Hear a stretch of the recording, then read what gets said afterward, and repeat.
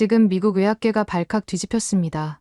10년 동안 그 어떤 방법으로도 고치지 못했던 딸의 만성 기침을 하버드 의대 교수가 한국에서 가져온 단돈 3달러짜리 차 한 잔으로 해결하겠다는 충격적인 발언 때문인데요. 처음 이 소식이 알려지자 미국 최고의 병원들과 의사들은 말도 안 되는 소리라며 비웃었습니다.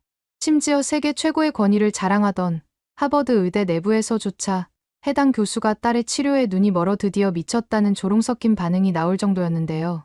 하지만 얼마 지나지 않아 아무도 예상치 못했던 반전이 일어났습니다.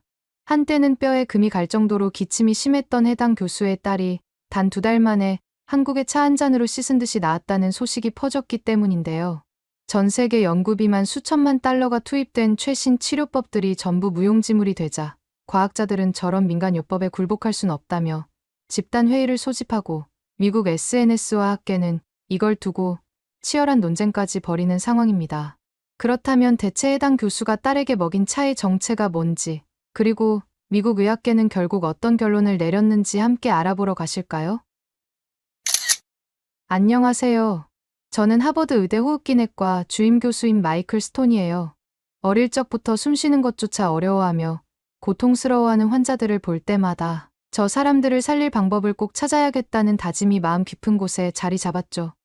그 열망 덕분인지 지난 수십 년 동안 호흡기 질환, 특히 만성기관지염 분야에서 꽤나 이름을 알려왔어요.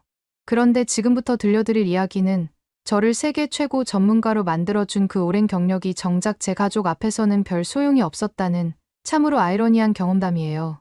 사실 제 딸 에밀리가 지난 10년간 원인 불명의 만성 기침을 앓고 있었거든요.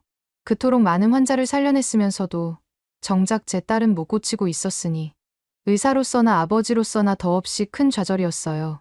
제가 처음부터 의대에 진학하며 호흡기 질환을 선택했던 건 아주 단순한 계기였어요. 본과 시절 병동 실습 때 한 소아 환자가 제대로 숨도 못 쉬고 힘겹게 폐렴과 싸우다 결국 세상을 떠났는데 그 광경이 제게 엄청난 충격으로 다가왔죠. 내가 호흡기 질환을 정복해야 한다. 그날 가슴속에 그렇게 깊이 새기면서 이후 제 모든 열정을 그 연구와 진료에 쏟았어요. 그리고 운 좋게 세계적 권위를 갖출 만큼 역량을 키워왔죠. 하버드 의대에서 호흡기내과 주임 교수로 부임할 때만 해도 인생의 정점을 찍었다 생각했는데 인생은 참 예측 불가하더라고요. 제 딸 에밀리가 어느 날부터 기침을 멈추지 않는 증상을 보이기 시작했어요. 별것 아니겠거니 대수롭지 않게 생각했는데 그 기침은 해를 거듭할수록 더욱 심각해지더니 결국 일상생활도 힘들 정도로 악화되고 말았습니다. 지금 생각해보면 제 스스로가 제 분야의 최고 전문가라는 자부심이 오히려 딸의 상태를 초기에 가볍게 본 원인이었던 것 같아요. 내가 직접 치료하면 금방 나을 거야 하고 안일하게 생각했거든요. 하지만 신약 임상, 면역치료, 기관지 내시경 시술할 것 없이 온갖 최신 치료법을 총동원해도 에밀리의 상태는 호전되지 않았고 마치 저를 비웃기라도 하듯 갈수록 악화만 되었어요. 혹독한 스테로이드와 항생제 치료 후유증으로 딸이 몸져놓을 때면 저는 사람들 앞에서 세계 최고 전문가라고 불리는 게 그저 부끄러울 뿐이었죠. 그 상황이 얼마나 잔인했는지 몰라요. 남을 살리는 일을 평생 해왔는데 제 딸이 제 눈앞에서 서서히 무너지고 있는데도 속수무책이었으니까요. 몇 년 전부터는 전 세계 유명 병원을 전전했어요. 메이오 클리닉, 존스 홉킨스 독일과 프랑스, 영국의 최고 호흡기 병원들까지 인맥을 총동원해 의뢰했지만 다들 똑같이 원인 불명이라는 진단만 내렸습니다. 약물과 시술을 통해 일시적으로 증상을 완화시킬 수는 있어도 근본적 치료가 불가능하다고 고개를 저었죠. 그렇게 오랜 세월이 흐르는 동안 에밀리는 극심한 기침 발작에 시달려 밤에도 한두 시간밖에 못 자고 울며 호흡곤란을 호소했습니다. 어느 날은 기침이 너무 심해져 갈비뼈 부근까지 통증을 느끼더니 결국 흉골에 실금이 갔고 그 순간 제 심장이 덜컥 내려앉았어요. 부모 입장에서 아이가 고통에 몸부림치는 모습보다 더 괴로운 건 없거든요. 게다가 아내 앤도 딸 걱정 때문에 극심한 스트레스를 받으면서 몸이 급격히 나빠졌어요. 딸의 결혼식이 몇 달 앞으로 다가왔는데 이렇게 누워 지내다시피 하니 제대로 식장에 서기나 할 수 있을지 모두가 회의적이었죠. 예비사위인 마크마저 혹시 결혼식을 또 연기해야 할지도 모르겠다는 말을 조심스럽게 꺼내자 에밀리는 스스로 인생이 망가진 것 같다고 절망하며 울부짖곤 했습니다. 의사이자 아버지인 제가 도대체 무엇을 더 해볼 수 있는지 앞길이 전혀 보이지 않았죠. 바로 그때쯤이었어요. 한 번도 관심을 둔 적 없던 비전통적 치료법이라는 세션을 무심코 들르게 된 건 하버드 의대 연례 컨퍼런스의 대체의학 세션이었는데 평소 같았으면 비과학적 민간요법이라며 쳐다도 안 봤을 겁니다. 그러나 그날은 제발 무언가 단서라도 얻고 싶은 심정으로 시간표에 있는 모든 발표를 다 챙겨보다가 한국계 연구원인 김지원 박사의 동아시아 전통 차의 항염증 효과라는 제목이 눈에 띄었어요. 사실 처음엔 이런 차 같은 민간요법이 무슨 의학적 근거가 있다고 하는 생각이 들었습니다. 그런데 발표를 듣던 중 특정 만성기침 환자에게 놀라운 개선 사례가 있었다는 내용이 귀에 딱 꽂히더라고요. 원래 같으면 그냥 흘려들었을 텐데 제가 얼마나 절박했던지 작은 실말이라도 놓치지 않으려는 마음이 절 이끌었죠. 발표가 끝난 뒤 곧장 김 박사를 찾아갔습니다. 그녀는 제게 매운 생강차가 특히 기침 완화에 효과가 크다는 논문 데이터를 보여주었어요. 그러면서 한국에선 수백 년 전부터 이런 특수한 생강차로 기침과 기관지 질환을 다스려왔다는 말을 덧붙였죠. 솔직히 처음에는 전통차가 뭘 얼마나 해결해 주겠어 싶었지만 그래도 그날만큼은 간절함이 앞서서 어떻게든 더 들어보고 싶었습니다. 김 박사는 저에게 조그만 샘플팩을 건네며 혹시나 도움이 될지 모른다고 권해주었어요. 저는 설마 이게 무슨 효과가 있겠냐며 반신반의했지만 도저히 다른 방법이 없었으니 집에 돌아와 에밀리에게 조심스레 제안했죠. 그런데 에밀리는 심드렁한 표정으로 이제 와서 또 다른 민간요법을 시도하는 건가요? 라며 거들떠보지도 않더군요. 저 역시 속으로는 별 기대가 없었지만 그래도 혹시나 하는 마음에 먼저 한 모금 맛을 봤습니다. 솔직히 이게 약인가 싶을 정도로 매우면서도 씁쓸한 향이 콧속을 훅 파고들어 깜짝 놀랐어요. 제가 생각했던 차와는 전혀 달랐죠. 매콤한 생강 특유의 맛이 기도를 훑고 지나가는데 이상하게 뜨거운 열감도 느껴졌고 차라고 하기엔 매운 향신료, 음료에 더 가까웠어요. 아직 서양의학적 근거도 찾지 못했으면서 이 강한 맛이 과연 무슨 작용을 할 수 있을지 의구심이 컸습니다. 병원 동료들에게 생강차가 만성기침에 효과가 있을지도 모른다라고 한번 언급해봤다가 동정 어린 시선을 받았어요. 어떤 의사는 스톤 박사도 별 수 없네요. 민간요법이라니라며 노골적인 비웃음을 건네기도 했습니다. 그래도 저는 딸을 살려야 했기에 체면 따위에 마음을 쏟을 여유가 없었어요. 그러나 정작 당사자인 에밀리는 전혀 그 차를 마시려고 하지 않아 상황은 여전히 답답하기만 했습니다. 그러다 에밀리의 증상이 어느 날 밤 극적으로 나빠졌어요. 기침 발작이 하루에도 수십 번씩 찾아오니 숨을 고를 틈이 전혀 없었고 밤에는 거의 잠을 자지 못해 얼굴빛이 파랗게 질렸죠. 예비사위 마크가 다급히 연락을 해와 결혼식을 또 미뤄야 할지 모르겠다고 떨리는 목소리로 말했을 때 저는 비로소 이대로는 안 되겠다라는 각오가 들었습니다. 딸이 평생 꿈꿨던 결혼식마저 무너지는 걸 그냥 보고 있을 수 없었어요. 결국 김 박사에게 다시 연락해 생강차에 대해 더 자세히 알고 싶다고 요청했죠. 그녀는 아주 정성껏 생강차의 전통 제조 방식과 한국에서의 오랜 사용 역사를 설명하면서 단순히 마시는 차가 아니라 몸속 염증을 다스리는 과학과 지혜가 녹아있는 치유법이라고 강조했습니다. 알고 보니 이 한국 전통 생강차는 그냥 마트에서 파는 흔한 차가 아니었어요. 토질과 기후 조건이 맞는 특정 지역에서 자란 무농약, 생강, 도라지, 대추, 감초, 계피를 황금 비율로 섞어 며칠간 약탕기로 달여내는 등 굉장히 세심한 공정이 필요하다고 하더군요. 현대화된 공장에서 대량 생산할 수 있는 제품이 아니라 전통 방식대로 담그는 과정이 핵심이라는 설명이었습니다. 김 박사는 제 할머니가 직접 만드신 최상의 생강차가 있는데 시간이 허락한다면 한국에 오셔서 함께 제대로 시도해보면 어떻겠느냐고 제안했어요. 하루 이틀 마신다고 낫는 게 아니고 최소 몇 주는 장기적으로 섭취하면서 몸 상태를 조절해야 한다는 말도 덧붙였죠. 솔직히 처음엔 좀 황당했어요. 결국 이 차 한 잔 때문에 태평양을 건너 한국까지 가야 한다고 하는 생각이 들더라고요. 그러나 이미 서양의학의 온갖 치료법이 실패했고 딸은 결혼식이 임박한 상황에서 몸이 더 이상 버티기 힘들어 보이니 전혀 예상치 못한 결정을 해야 할 시점이라 여겼습니다. 평소 생강차를 아예 거부하던 에밀리조차 이번엔 결혼을 더 이상 미루고 싶지 않아요.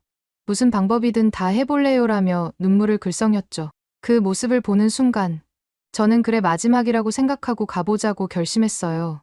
다만 2개월간 자리를 비우는 건 제 병원 업무에도 상당한 타격이었고 동료 교수들은 스톤 박사가 이러다가 병원 평판에 먹칠하는 건 아닐까라며 노골적으로 우려를 표했습니다. 그럼에도 저는 긴급 휴가를 끊어내듯 내고 아내와 딸을 데리고 한국행 비행기에 올랐어요. 사실 저도 갈등이 컸습니다. 의학 논문의 근거가 빼곡한 치료법도 아닌데 내가 이렇게 무모하게 움직여도 되는 걸까?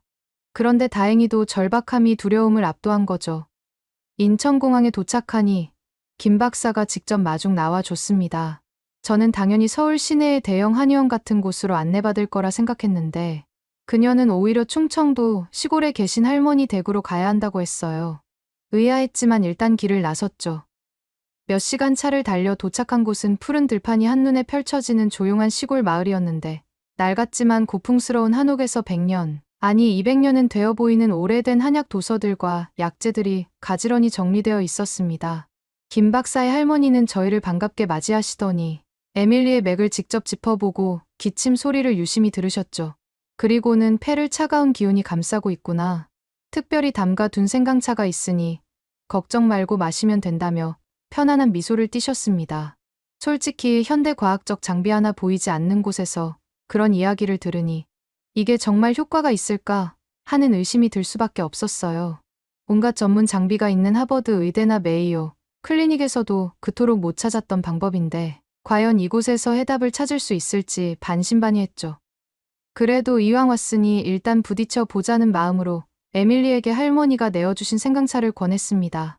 에밀리는 처음에는 정말 난감한 표정이었어요.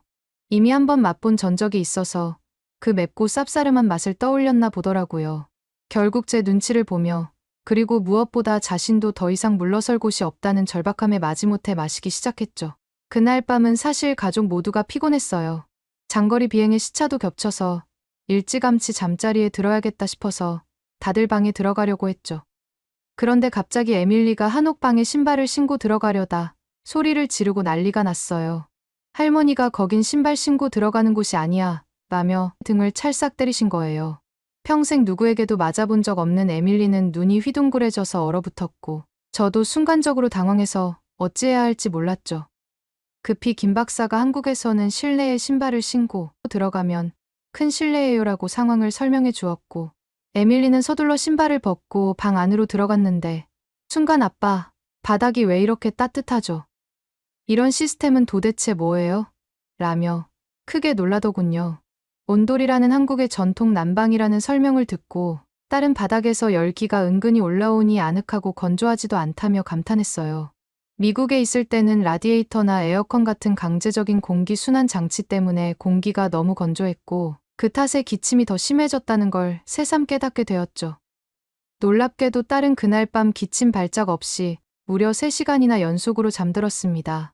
물론 3시간이 뭐 대단하냐 싶을 수도 있겠지만 에밀리가 지난 1년 동안 한 번에 1시간 이상 제대로 잠잔 적이 거의 없었어요. 그래서 저희 가족 모두가 그 3시간을 기적처럼 여겼습니다. 저는 혹시 심리적인 안정감으로 인해 일시적으로 잠들었을 수도 있겠다며 조심스레 생각했지만 차츰 에밀리의 안색이 밝아지는 것을 보며 가슴속에 작은 불씨처럼 희망이 피어오르더군요. 다음 날부터 본격적으로 이곳에서 생강차 관련 전통 방식을 배우기 시작했어요. 김 박사와 할머니가 직접 재배하시는 생강 비가림하우스로 안내해 주셨는데 무엇보다 토양이 남달랐습니다. 적절한 미네랄과 유기물이 풍부해 생강의 중요한 유효 성분인 진저롤 함량이 아주 높다고 하더군요. 제게는 그야말로 새로운 발견이었죠. 실제로 생강 성분을 연구한 논문들이 세계적으로 꽤 있긴 하지만 이곳에서 자란 생강의 진저롤 함량이 훨씬 높을 줄은 몰랐습니다. 제조 과정도 하나하나 눈으로 직접 보게 되었는데 생강을 깨끗이 씻어 얇게 썰고 도라지나 대추, 감초, 계피 등을 정교하게 배합해 몇 번이나 끓이고 숙성하는 작업이 정말 정성스러웠어요. 현대식 머신으로 간단히 뽑아내는 게 아니라 일일이 열과 온도를 세심하게 조절하며 사람 손으로 직접 다루니 품이 보통 드는 게 아니더라고요. 할머니는 차 한 잔에 마음을 담아야 몸도 함께 편안해진다며 완전히 전통식으로 만드는 과정이야말로 진짜 효과를 내는 핵심이라고 하셨어요. 저는 과학자 입장에서 이 차를 샘플로 채취해 성분 분석을 하고 싶어졌어요. 그래서 김 박사의 도움으로 서울에 있는 연구소에 의뢰했죠. 처음엔 그곳 전문가들도 생강차에 특별한 점이 있을까 하며 반신반의했지만 제가 직접 논문과 데이터 작성을 거들면서 꼼꼼히 진행했습니다.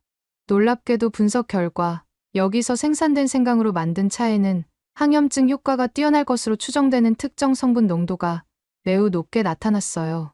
물론 아직까지 명확한 임상 자료가 부족해서 일반화하기엔 이르지만 적어도 이 생강차가 왜 통상의 대량 생산 생강차와 다른 작용을 보이는지 실마리를 어느 정도 찾은 셈이었죠. 그렇게 시간이 흐르며 에밀리는 매일매일 생강차를 마셨어요.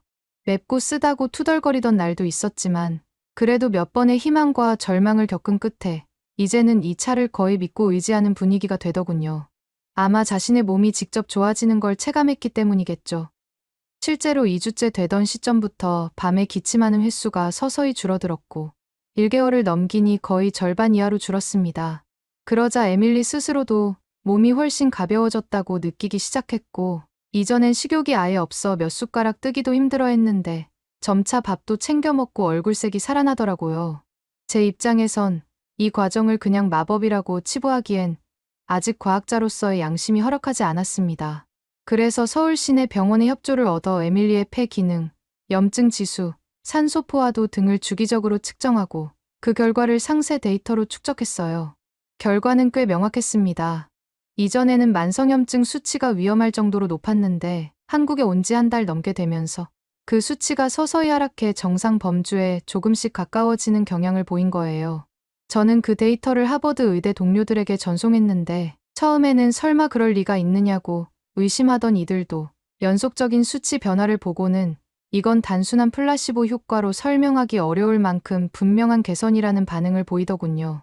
한국에 체류하는 동안 저는 또 다른 놀라운 광경을 접했습니다. 서울 시내의 자생한방병원 같은 곳에서 양방과 한방이 협진하는 모습을 직접 보게 된 거죠. 예를 들어 디스크 환자를 MRI로 진단한 뒤 양의사가 수술 가능 여부를 평가하고 한의사가 침 치료와 한약을 병행해 시너지를 낸다고 하더군요. 개인적으로는 서양의학과 동양의학이 어떻게 한 병원에서 한 환자를 함께 진료하지 하고 의아했어요. 그런데 막상 보니 각자의 장점을 살려 환자를 종합적으로 치료해 나가는 모습이 꽤 합리적으로 느껴졌어요. 거기서 한약재 연구소도 구경했는데 고해상도 분석 장비로 생강의 유효 성분을 추출 정량화하고 표준화 연구를 진행 중이었어요.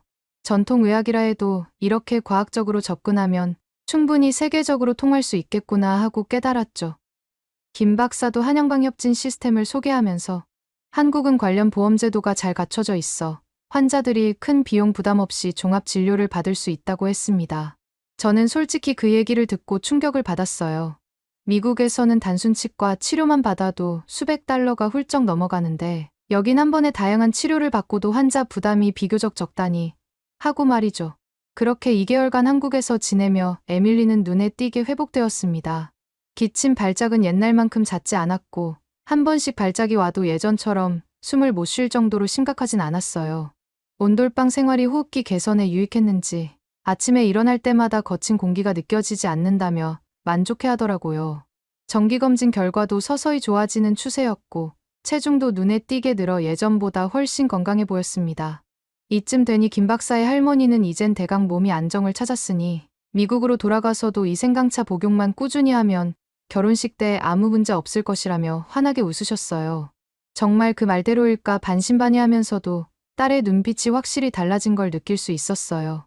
에밀리가 비행기에 오르기 전 할머니께 울면서 덕분에 살 것 같아요. 정말 감사합니다라고 말했을 때 저도 모르게 목이 메었습니다. 할머니는 오랫동안 저희가 마실 수 있게 직접 담가두신 생강차 팩들을 잔뜩 챙겨주셨고 자세한 레시피와 주의사항도 알려주셨어요. 김 박사 역시 함께 수집한 임상분석 자료를 제게 넘겨주며 미국 돌아가셔서 꼭 공식적으로 연구를 이어가셨으면 좋겠다고 말했고요. 돌아오는 비행기 안에서 놀랍게도 에밀리는 거의 기침하지 않았어요. 예전에는 기내가 건조해서 조금만 자도 금세 발작이 일어났는데 이번엔 적당히 수분을 보충해 주기만 해도 증세가 굉장히 잦아들었죠. 그러자 아내와 저는 서로 눈이 마주친 순간 그간의 눈물과 피로가 한꺼번에 몰려와서 소리 없이 울고 말았습니다. 딸을 이렇게 편안한 모습으로 지켜본 게 정말 오랜만이었거든요. 귀국하자마자 저는 먼저 하버드 의대 동료들과 병원 관계자들에게 한국에서 직접 목격한 일들과 수집해 온 데이터를 발표했어요. 처음에는 다들 믿기 힘들다는 반응이었죠. 어떻게 단순 생강차와 온돌 같은 전통 방식이 만성 기침을 억제할 수 있냐는 거예요. 하지만 딸의 전후 사진과 의료 기록, 한국의 한양방 협진 사례 등을 하나하나 보여주자 점차 그들도 제 말을 진지하게 받아들이기 시작했어요. 결국 병원 측에서는 이건 연구할 가치가 충분하다며 곧 대규모 세미나를 열어보자고 결정했고, 저는 김 박사가 보내준 과학적 자료를 토대로 한국 전통 생강차의 호흡기 질환 치료 효과에 대해 발표를 준비했습니다. 그리고 그 사이 마침내 에밀리의 결혼식 날이 다가왔죠. 이 결혼식은 여러 번 연기되어 온 터라 가족 모두 얼마나 간절히 기다려왔는지 모릅니다. 식당일 아침, 새하얀 웨딩드레스를 차려입은 에밀리가 저를 바라보는데 예전처럼 앙상하고 파리했던 모습이 아니라 정말 생기 가득한 얼굴이었어요. 체중도 많이 회복되어 뺨에도 혈색이 돌고 드레스가 너무 헐렁할까 걱정했던 때가 무색할 만큼 건강한 자태로 빛나더군요. 저는 딸의 손을 잡고 결혼식장 통로를 걸으며 이 아이가 다시 걸을 수 있게 된 것만도 기적 같은데 이렇게 당당하고 예쁜 모습으로 서약을 한다니 하는 생각에 가슴이 터질 것만 같았어요. 에밀리도 예식 내내 한 번도 기침하지 않고 또렷한 목소리로 서약문을 읽어 내려갔습니다. 하객들은 그 모습에 눈물을 글썽였고 저 역시 사람들 앞에서 서럽게 울고 말았습니다. 딸이 살아서 이렇게 행복을 누릴 수 있다는 사실만으로도 인생에서 더 바랄 게 없구나 싶었어요. 결혼식이 무사히 끝난 뒤 저희 가족은 서로를 끌어안고 한참이나 그 기쁨을 만끽했습니다. 저는 그 자리에서 마음속으로 다시 한번 결심했어요. 이 경험을 절대로 그냥 지나칠 순 없다. 사람들을 살리는데 조금이라도 더 도움이 된다면 한국 전통 생강차의 효과를 제대로 연구해 보이자. 곧바로 세계의학 저널에 논문을 투고했고 상당히 파급력 있게 보도되면서 미국 NIH 국립보건원에서도 대규모 임상시험을 위한 예산을 배정하겠다는 연락을 받았습니다. 모든 것이 눈 깜짝할 새에 빠르게 흘러갔지만 저는 그 중심에서 분명히 느꼈어요. 지금껏 서양의학이 해결하지 못한 부분도 어쩌면 동양의학과의 협력으로 길을 찾을 수 있겠다는 가능성이 열렸다는 사실을 말이에요. 최근 저희 딸 신혼집은 대공사를 하느라 바쁘답니다. 그때 에밀리가 한국에서 온도를 겪고 난 뒤 라디에이터를 쓰려니 너무 답답하고 불편해서 바닥을 모두 온돌로 바꾸기로 했거든요. 아직 완치까지는 아니지만 앞으로 더 개선될 희망이 보여서 너무 행복한 요즘입니다. 혹시 한국 분들께서 생강차 외에도 효과를 본 음식이 있을까요? 알려주시면 감사하겠습니다. 오늘의 사연은 어떠셨나요? 오늘의 사연이 마음에 드셨다면 좋아요만 한번 눌러주세요. 1초밖에 안 걸리지만 좋아요를 한번 눌러주시면 더 좋은 사연을 소개해드리는데 큰 힘이 된답니다. 긴 영상 시청해주셔서 감사합니다. 오늘도 행복한 하루 보내세요.